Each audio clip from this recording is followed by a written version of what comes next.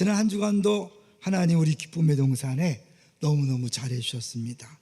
먼저 어제 우리 이웃 초청 잔치를 했는데요. 정말 잔치 다 왔어요. 어제 이제 2026년은 잔치해로 선포했는데 다른 이웃 초청자를 달리 막 우리 서서 같이 찬양하면서 잔치 같았어요. 성도들도 많이 오셔서 가득 채워서 잔치 같았고요. 또 83명의 우리 초청 받으신 분들이 오셔서 또 잔치를 빛내주셨고 맛있는 음식과 섬김이 있었습니다. 수고하신 모든 분들에게 감사를 드리고 어제 오신 분들 계속해서 예수님을 잘 믿을 수 있도록 기도해 주시기 바랍니다. 두 번째는 지난주에 여러분이 청년부 수양회를 위한 1일차 집 많이 후원해 주셔서 510만 원, 무려 510만 원 수입이 있었어요. 재물이 있는 것에 마음이 있잖아요. 이제 돈이 들어갔으니까 기도를 해주세요. 우리 청년부를 비롯해서 모든 주일학교 부서들의 여름 행사를 위해서 기도해 주시면 감사하겠습니다. 이제 세 번째 중요합니다. 우리 다섯 번째 분립개척이 이미 시작된 거 아시죠? 네, 이게 이제 하나님께 놀랍기를 하셔서 벌써 우리 이경 목사님을 이미 분립개척에 파송된 권사님이 만나자고 했대요. 그러더니 본인이 새로 세워지는 교회에 강대상과 성찬기를 헌물하겠다고. 여러분 늦으시면 기회를 잃어버릴 것 같아요. 그래서 미리 말씀을 드리는 거예요. 기도를 많이 해주시고 또 우리 이경 목사 일부 때 설교하면서 힘들다고 하더라고요. 쉬운 일이 아니죠. 기도해 주시기 바랍니다. 그리고 많이 동참해 주십시오. 자, 이제 오늘 제목을 같이 보도록 하겠습니다. 삶을 붙드시는 하나님. 삶을 붙드시는 하나님, 욥기 두 번째입니다. 근데 오늘 본문이 별로 유쾌하거나 신나지 않습니다. 삶을 또 생활을 자기 생일을 저주하는 내용이기 때문에 별로 유쾌하지 않습니다. 어렵습니다. 그래서 오늘은 조금은 이렇게 예화 중심으로 갈 거예요. 먼저요, 영상을 보도록 하겠습니다. 오늘은 오도방구를 타고 출근을 했다. 순장님이 전화를 하셨다. 저녁에 동산일 옆에 쌈밥집 어때야? 예스. 오후에 목사님이 특세 이후 남은 컵라면을 뿜빠이 나누고 계셨다. 오늘 저녁은 컵라면을 먹으면 되겠다고 생각했다. 형님이 전화를 했다. 이따 저녁에 올 거지? 아 맞다, 저녁 쌈밥. 퇴근 시간이 다 되어서 옆구리가 아파왔다. 요로결석이 온 거다. 통증이 심해졌다. 병원에 가서 주사를 맞았다. 괜찮아졌다. 얼른 오토방구를 타고 약속 장소에 갔다. 아무도 없었다. 친구에게 전화가 왔다. 동산교회가 아니라 동산고등학교 앞이란다. 상록구청을 넘어서니 차들과 도로가 젖어 있었다. 조금 더 일찍 넘어왔으면 소나기를 흠뻑 맞을 뻔했다. 겨우 도착해서 맛있게 식사를 했다. 저녁 약속을 까먹고 요르결석에 걸리고 약속 장소를 잘못 찾아가고 오도방구 타는 날 비가 내리고 안 좋은 일인데 다 합치니 좋은 날이 되었다. 누구 얘기인지 아시죠? 저거 실제로 오세명 간사님이 경험한 얘기인데 저한테 하길래 한번 영상으로 만들어 보라 그랬어요. 우리가 이제 욥기를 같이 계속해서 설교를 들으면서 우리가 알지 못하는 일들이 벌어지는데 결론은 좋은 거라는 거죠. 왜요? 하나님 주신 거니까. 이제 저녁 식사만을 위한 여러 가지 에피소드인데 저렇게 작은 식사 하나에도 많은 사연이 있잖아요. 그렇다면 하나님이 우리 인생을 향한 놀라운 계획 속에는 얼마나 많은 사연과 또 많은 이유들이 있을까요? 그걸 우리가 이해할 수 없는 게 정상이죠. 저는 이번에 그 월드컵 축구 보셨어요? 못 보셨지만 결과는 아시죠? 2대1로 역전승을 했습니다. 1대0으로 지다가 2대1이 됐는데요. 놀라운 일이에요. 근데 이제 상대편 그 체코의 그 주전 선수가 인터뷰한 내용이 나오더라고요. 그러면서 우리는 손흥민이 활약을 못하고 중간에 교체돼서 약간 실망스러웠잖아요. 근데 그 선수가 말하기를 손흥민 때문에 자기가 죽을 뻔했대요. 왜냐하면 손흥민이 워낙 달리니까 이 선수들이 쫓아다니다가 체력이 다 소진됐다는 거예요. 그랬는데 갑자기 손흥민을 교체해서 야 이제 끝났다 그러면서 긴장이 풀려갖고 오히려 자기들이 무너졌대요. 그래서 역전골을 먹었다고 그러면서 손흥민 교체는 그야말로 역사상 가장 소름 돋는 심리적 묘수 중 하나다. 그랬다 그러고. 그래서 그러니까 우리가 2대1만 봤지만 그 뒤에 이런 또 사연들이 있었구나라는 것들을 몰랐던 이야기잖아요. 작은 축구 경기 하나에도 모르는 얘기가 많이 있는데, 다시 얘기하지만 하나님이 우리 인생을 인도하시는데 어떻게 다 할 수 있을까? 특별히 오늘은요, 욥기 3장은 굉장히 의미심장해요. 왜냐하면 만약에 3장이 없었다면 욥기가 우리에게 굉장히 부담이 됐을 거예요. 근데 3장이 있기 때문에 우리에게 굉장한 위로를 줍니다. 3장이 도대체 무슨 내용이죠? 3장 1절을 볼까요? 3장 1절 보겠습니다. 시작. 그 후에 욥이 입을 열어 자기의 생일을 저주하니라. 네, 자기의 생일을 저주했대요. 우리 지난주에 배웠죠. 제목이 뭐예요? 주신 자도 여호와시요 취하신 자도 여호와시잖아요. 하나님이 다 주셨으니까 가져가도 괜찮다. 너무 어마어마한 신앙 고백을 했잖아요. 그 욥을 보면서 운매 기죽었는데, 그 욥이 3장에서는 뭐라고 하냐면 자기 생일을 저주한대요. 저주하고 자기가 안 태어났으면 좋았을 거 그랬다. 더 나가서 왜? 창조가 안 이루어졌으면 좋았을 뻔했다. 왜요? 지금 너무 죽을 맛이야. 살아갈 용기나 의미가 없기 때문에 차라리 죽고 싶다. 근데 하나님 믿으니까 자살은 차마 생각 못하고 죽고 싶다, 그런 고백을 하는 거죠. 왜 죽고 싶다 그랬을까요? 그만큼 힘들었다는 거죠.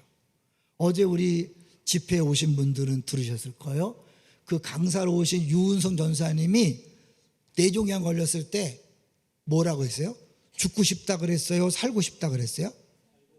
살고 싶다 그랬어요. 그러니까 내가 살고 싶다는 것은 지금 굉장히 좋은 여건인 거예요. 비록 뇌종양에 걸렸지만 살고 싶다는 고백이 나올 정도면 그래도 살만한 거예요.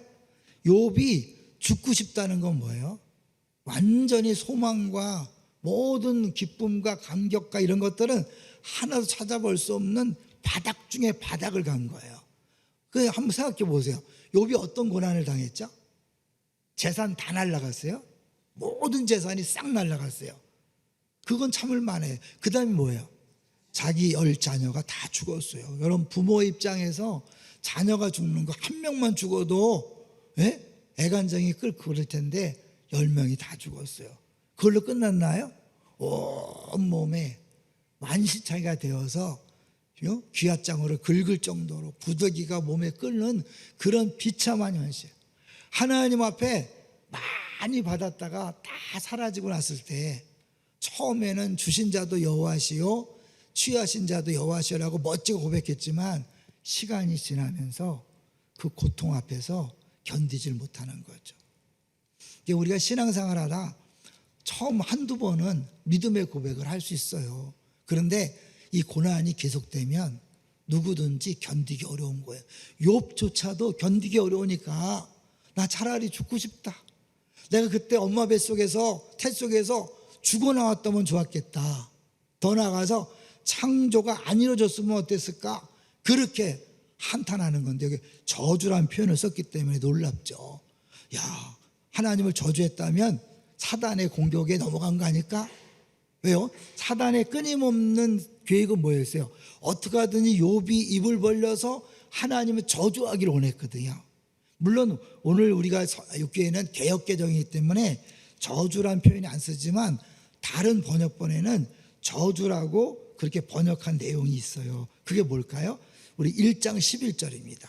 1장 11절을 같이 읽겠습니다. 시작. 이제 주의 손을 펴서 그의 모든 소유물을 치소서. 그리하시면 틀림없이 주를 향하여 욕하지 않겠나이까. 네, 다 치시면 분명히 욕할 것이다. 다른 번역에서는 저주할 것이다. 영어 성경에도 거의 curse라고 저주라는 표현을 쓰고 있어요. 근데 이게 1장에만 나오는 게 아니에요. 2장에 나와요.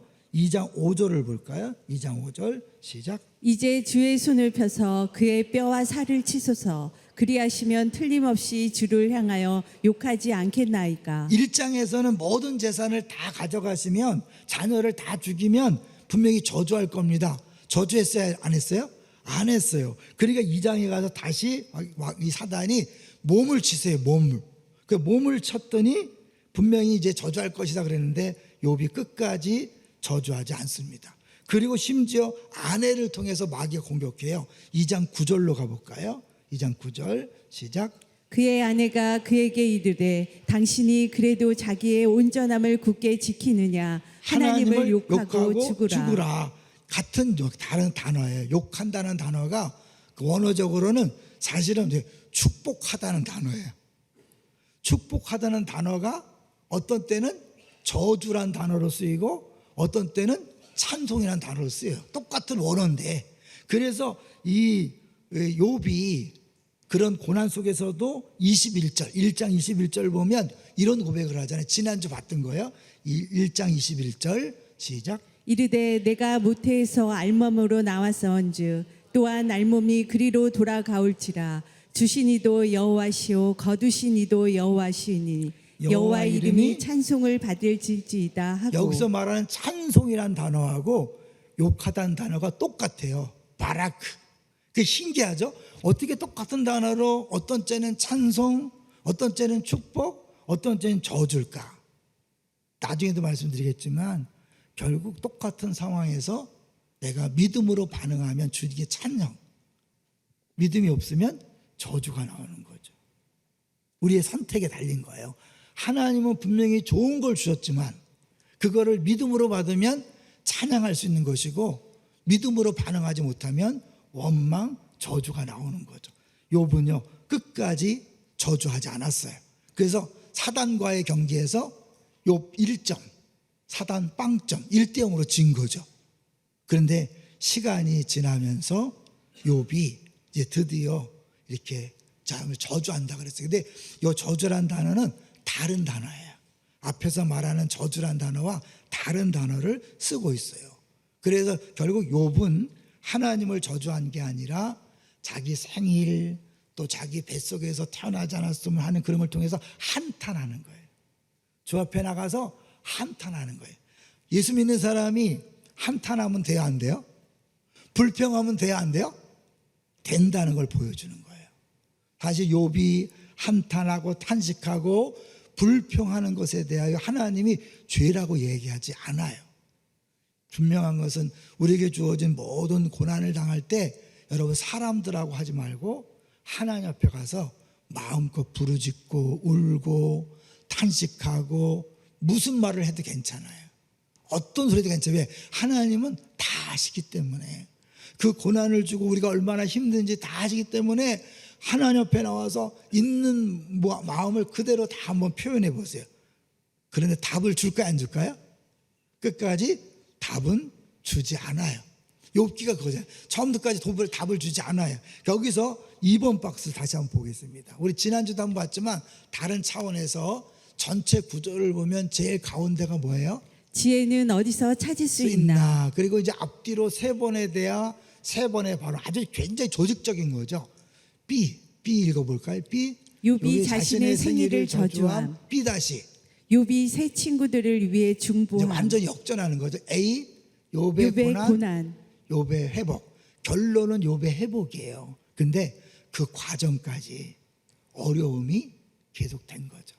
그러니까 우리가 신앙생활 하다가 한두 번은 믿음으로 반응할 수 있지만 건강이 계속 어려울 때 믿음이 약해질 수 있어요. 재정적으로 어려움이 계속될 때 처음에는 믿음으로 반응하지만 금방 해결될 것 같아서 믿음으로 반응하지만 그 문제가 오래 갈 때 우리가 믿음이 바닥이 날 수 있어요. 그래서 이런 말이 있어요. 고난은 사건이 아니라 과정이다. 한순간에 사라지는 게 아니에요. 하나님이 고난을 허락했다면 그 고난을 통해 이루고자 하시는 계획이 이루어질 때까지는 고난이 끝나지 않아요. 근데 더 중요한 건 뭐예요? 고난에 대해서 하나님 끝까지 설명하거나 의미를 해석해 주지 않아요. 왜 그럴까요? 하나님 왜 해석해 주고 설명해 주면 쉬울 텐데 왜 안 할까요? 첫 번째, 어쩌면 계속 반복될 거예요. 왜 못하냐면 하나님의 계획이 너무 커서 너무 심오해서 설명이 불가능해요. 예를 들면 여러분 욥에 대한 하나님 계획 때문에 누가 죽었어요? 10명의 자녀가 죽었어요. 여러분 왜 욥 때문에 10명의 자녀가 죽어야 돼요? 근데 하나님은 욥 한 사람을 위해서 10명의 자녀뿐만 아니라 온 세상을 뒤집어 엎을 수 있어요. 한 사람을 위해서. 그럼 욥만 위해서 그럴까요? 욥에 있는 또 다른 욥, 우리 말하면 김 집사, 박 집사, 이 집사를 위해서 하나님이 우리 교회를 흔들어 놓을 수 있고요, 안산을 뒤집을 수 있고요, 우리나라 세계 경제를 뒤집어 엎을 수도 있어요. 나는 아니겠지. 어때요? 여러분 아닐 것 같아요? 아니에요. 여기 앉아있는 한 사람 한 사람 때문에 안산이 뒤집어질 수 있고 우리나라가 뒤집어질 수 있고 세계 경제가 뒤집어질 수 있어요. 믿습니까? 나는 아니겠지. 아니에요. 여러분 예수님 짤이잖아요. 온 천하보다 귀한 영혼이기 때문에 하나님 여러분 한 사람 한 사람을 해서 그렇게 세상을 움직여요. 그럼 나를 위해 세상을 움직이고 옆 사람을 움직이고 모두를 위해 세상을 움직이면 그게 어떻게 가능할까? 네, 사람은 불가능하지만 하나님의 지혜로는 가능한 거예요. 설명 되겠어요? 안 되겠어요? 설명이 불가능하죠. 그 복잡하고 그 어려운 것들을 설명할 수가 없어요. 그래서 설명이 안 돼. 두 번째는 뭐냐면 까닭 없이 하나님을 경외하겠습니까? 마귀가 그러잖아요. 까닭, 이유 없이 하나님을 사랑하지 않습니다. 근데 만약에 우리 고난의 의미를 설명해 주잖아요. 그것이 까닭이 되는 거죠. 그것도 이유가 될 수 있는 거예요. 하나님은 그것조차도 전혀 없이 그냥 무조건 하나님만을 사랑하길 원하는 거죠. 무조건 당신이 좋아요. 그런 거죠. 무작정이죠. 무조건이에요. 그런 것처럼 하나님은 그냥 하나님만을 사랑하기를 원하시는 거예요. 그런 사람으로 만들어 가시는 거예요. 그 과정 중에 고난이 필수라는 것을 욥을 통해서 보여주고 있는 거죠. 자, 그러면 3번 박스를 볼게요. 3번 박스를 보여주시면 핵심 주제가 뭘까? 시작. 고난의 문제는 다스리시는 하나님의 지혜, 그 지혜는 인간이 알 수 없지만 오직 하나님을 신뢰하며 나아가야 한다. 이제 이후에 4장부터 나오는 거 보면 이 친구들하고 계속 싸워요. 근데 이들의 싸움은 뭐냐면 너 이렇게 어려운 거 보니까 죄진 거야. 빨리 회개해. 그래서 그거지. 내 시작은 미약하였으나 나중은 심히 창대하리라. 어디서 나온 건지 아세요? 너 빨리 회개해. 그러면 창대해질 거예요. 우리가 개업 예배 때 갖고 가는 액자에 나온 내용이요. 원래 배경을 보면 좀 문제가 있는 거예요. 그 말이 틀린 말은 아니지만 사실은 욥에게는 해당되지 않는데 친구들이 야 빨리 회개해. 시작은 미약하지만 나중엔 창대할 거야. 그렇게 막 대놓고 막 그러는 거예요. 너무 힘든 거예요. 근데 욥도 사실은 그거에 대해서 완전히 자유하지 않아요. 그러니까 욥이나 세 친구나 다 인과응보 뭐든지 우리에게 원인이 있어서 결과가 있다고 생각하는 거예요. 그걸 보니까 이 고난이 해석이 안 되는 거예요. 자, 이 고난은 어디까지 갈까요? 모든 고난의 절정은 어디예요? 십자가죠. 십자가는 고난이잖아요. 그 고난이 의미를 사람들이 알았어요? 몰랐어요? 아무도 몰랐어요. 예수님이 부활하기 전까지는 아무도 몰랐어요. 부활하신 다음에야 저 고난 때문에 우리가 구원받을 수 있었구나. 그 신의 한 수를 아무도 몰랐던 거죠. 결국 하나님의 지혜는 우리가 몰라요. 근데 하나님은 그 지혜를 통해 인류의 문제를 해결하시고 역사를 주관하고 계신 줄로 믿습니다. 그러니까 우리는 모르는 게 정상인 거예요. 여러분 앞으로도 여러분의 고난의 의미를 알 수 없다는 것을 인정하시기를 주의 이름으로 축원합니다. 오늘 첫 번째 대지가 이해할 수 없는 고통이에요.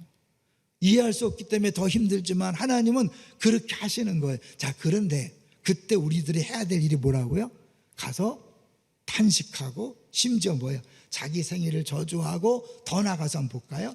이 욥이 어떻게 하냐? 20절 보세요. 우리가 읽었던 본문 보면 20절 시작. 어찌하여 고난 당하는 자에게 빛을 주셨으며 마음이 아픈 자에게 생명을 주셨는고. 이때 읽어보면 어려워. 그죠? 무슨 내용이 또 약간 시적인 표현이니까 한마디로 뭐예요? 나 정말 죽겠다.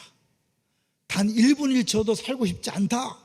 너무 힘들고 어려우니까 그런 거예요. 하나님이 인정한 의인인데 이렇게 고난당한다면 우리가 신앙생활하면서 내가 예수 믿는데 왜 이렇게 아프지 힘들지? 하나님 살아계신 거 맞아? 이렇게 말할 수 있는 상황이 올 수 있어요 없어요? 있다는 거죠.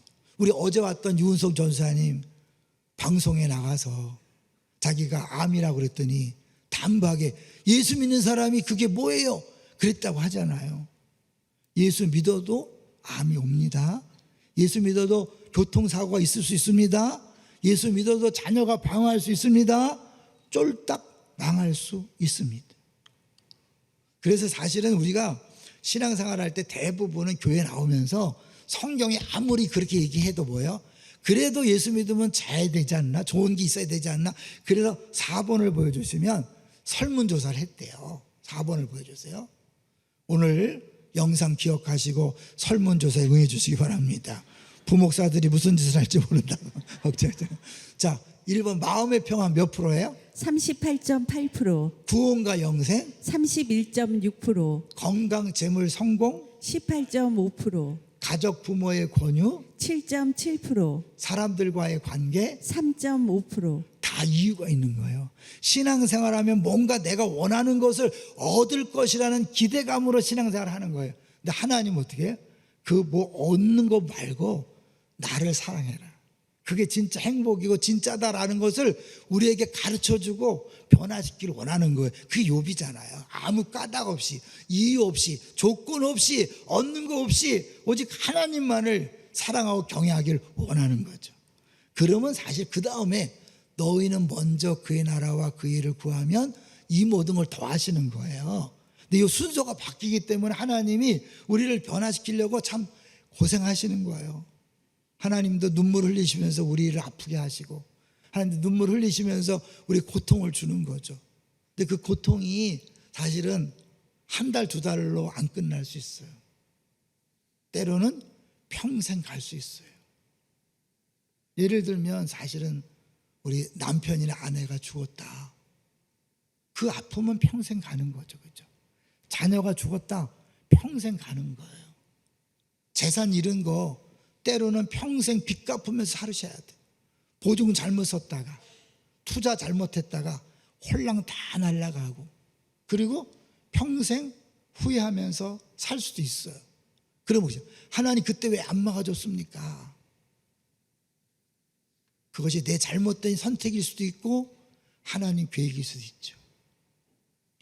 어제 제가 옛날 동산교회 제자반 식구들이 초청해서 밤에 만났어요. 27년 전에 제자반 했던 식구들인데 그 중에 한 분이 여기 2단지 상가 그 주인이 있거든요. 그래서 난 그거 볼 때마다 집사님 생각났다 했더니 다 날라갔어요. 없어요 그러더라고. 그런데 그거 보면서 참 그거 재단 다 날라갔지. 또 뭐 얼굴에 암이 생겨서 암 수술도 하고 그랬다고 하더라고요. 지금 77세인데 그걸 보면서 참 예수 믿는데 어려움이 있구나라는 것들을 보면서 그럴 수 있어요. 여러분. 평생을 고통당할 수 있어요. 그렇지만 그때 하나님이 신기하게 만나주십니다. 두 번째 볼까요? 두 번째 대지 읽어보세요. 시작. 설명을 넘어선 만남. 네. 우리 아내가 어느 날 갑자기 이 노래를 생각났다고 계속 틀더라고요. 제목이 뭐냐면 주 예수 나의 당신이요. 빛이 없어도 환하게 다가오시는 주 예수 나의 당신이요. 이 찬양을 계속 틀길래 제가 한번 이 찬양의 배경을 한번 알아봤어요. 그랬더니 이 찬양을 가사를 쓴 사람은 25년 동안 중증 장애를 입고 살았대요. 평생 한 번도 걸어보지 못하고 마음껏 움직이지 못한 사람이 이 가사를 쓴 거예요. 가사를 써서 그 김석균 씨한테 보냈대요. 그때 그 내용은요 조금 달라요. 빛이 없어도 환하게 다가오시는 거 똑같아요. 근데 이제 중간에 보면 주여 흥건하게 젖을 수밖에 없는 나의 눈을 보시니 삶에는 영원히 비치지 않는 모래 그림자 따르고 꽃처럼 향기 나는 나의 생활이 아니어도 그래도 나는 당신이 좋을 수밖에 없습니다. 주 예수 나의 당신이에요. 어떻게 중증 장애로 25년 고생했는데 이런 가사가 나올까요? 주님을 만난 거죠. 설명을 넘어서는 이해가 안 되는 만남을 경험했기 때문에 그런 어려운 상황에서 이 찬양의 가사가 나온 거죠. 먼 얘기처럼 느끼기 때문에 제가 우리 교회 권사님 얘기를 해드릴게요. 권사님 중에 암이 2번 걸린 분이 있어요. 암이 한 번 났다가 완치됐는데 거의 10년이 지난 다음에 다시 암에 걸렸어요. 하나님 앞에 가서 기도했대요. 하나님, 다른 사람은 한 번도 안 걸리는 암을 왜 나는 2번씩 걸려야 되죠? 여러분, 이런 기도하면 돼, 안 돼? 된다고 얘기하는 거예요. 하나님에 가서 뭐든지 해야 돼요. 하나님, 왜 나는 2번씩 걸립니까? 다른 사람은 한 번도 안 걸리는 암을 왜 2번이나 걸려야 합니까? 하나님이 어느 날 말씀하시더래요. 내가 너를 사랑한다. 근데요, 그 음성을 듣고 나니까 암이 문제가 안 되더래요. 암이 치유된 게 아니에요. 재발하고 또 났는데 그 음성을 듣고 나니까 그렇게 평안하더래요. 안심이 돼요. 이게 만남이에요. 하나님 만나주시는 거예요. 나중에 욥이요, 이유를 들은 게 아니에요. 설명 들은 게 아니에요. 그냥 주님이 딱 만나주시니까 귀로만 듣더니 눈으로 보았습니다. 그러면서 내가 함부로 말하는 것을 입을 닫습니다. 그런 거예요. 신앙생활은요, 이해돼서 해석이 돼서 가는 게 아니에요. 여러분, 죽을 때까지 해석이 안 됩니다. 이해가 안 됩니다. 그러나 분명한 것은 뭐예요? 하나님이 나를 사랑하신다는 거죠. 어떻게 믿을 수 있어요? 여기서 어찌하여 우리 3장 11절도 볼까요? 3장 11절에도 한번 읽어볼게요. 시작. 어찌하여 내가 태에서 죽어 나오지 아니하였던가? 어찌하여 내 어머니가 해산할 때에 내가 숨지지 또 아니하였던가? 12절. 어찌하여 무릎이 나를 받았던가? 어찌하여 내가 젖을 빨았던가? 네, 이 어찌하여라는 단어가 너무 많이 나오는데 제가 한번 찾아봤어요. 그랬더니 8번을 보여줘 보세요. 8번에 욥기만 3장 11절부터 해서 40장 4절까지 저렇게 많아. 그러니까 성경에 어찌하여 아마 다 모아놓은 것 같아요. 그만큼 이해 안 되고 해석이 안 되는 상황이 온 것이 욥이죠. 그런데요, 이 어찌하여가 어디 나오냐면 시편 22편에 나와요.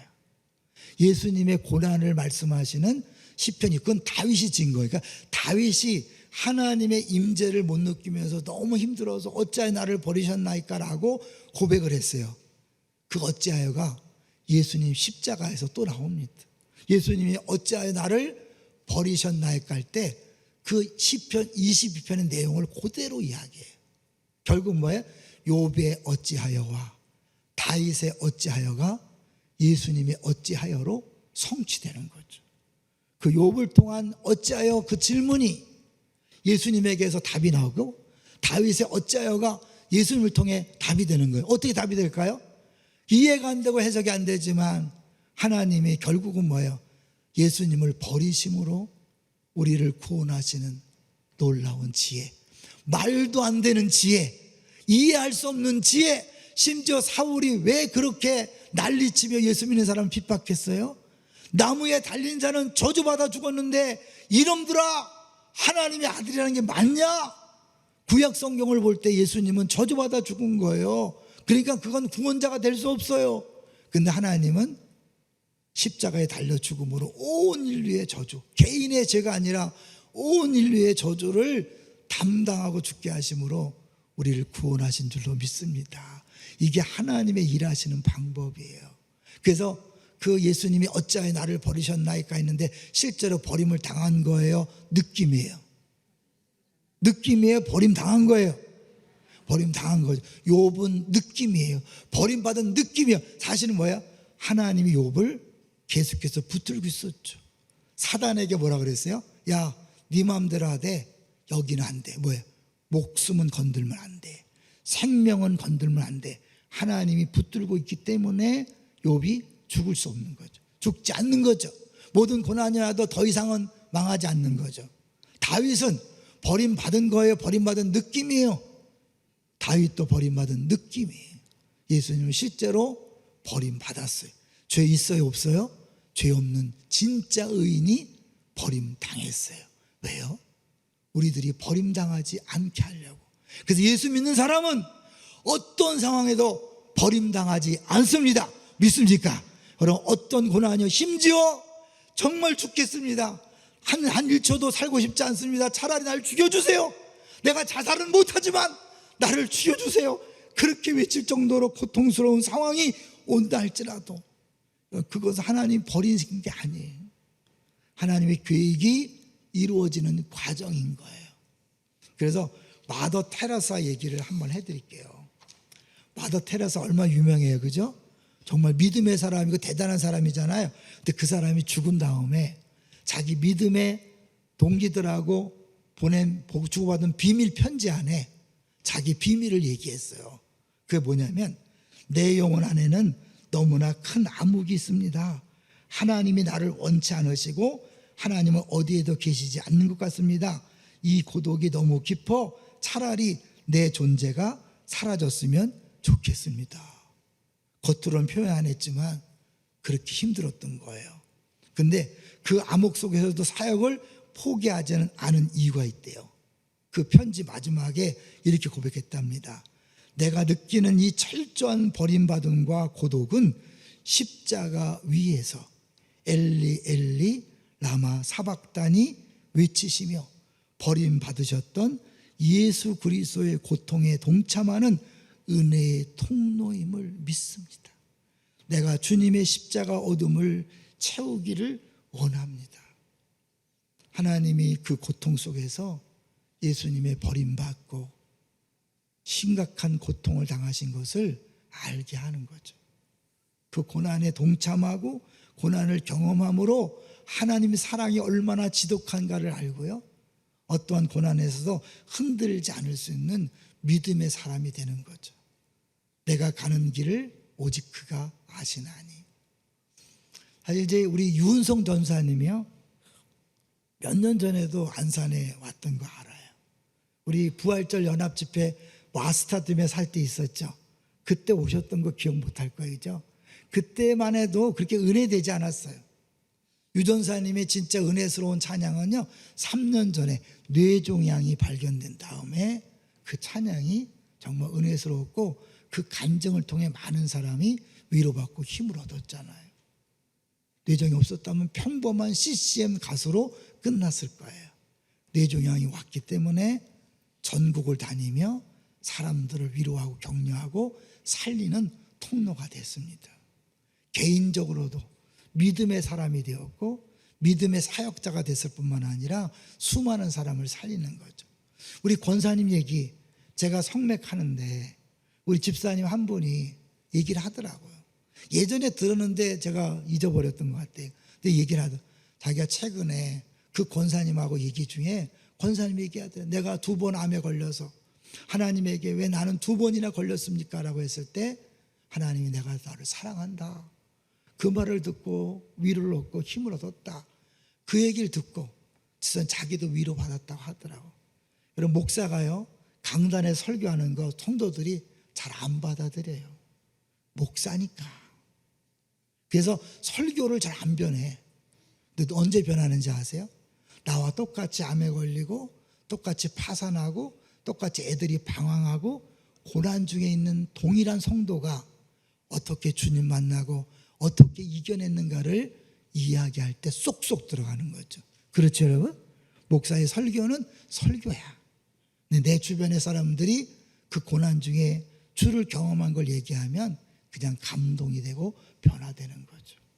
유은선 전사님을 쓰신 하나님, 우리 권사님을 통해 일하시는 하나님, 그 하나님이 우리의 모두의 하나님인 줄로 믿습니다.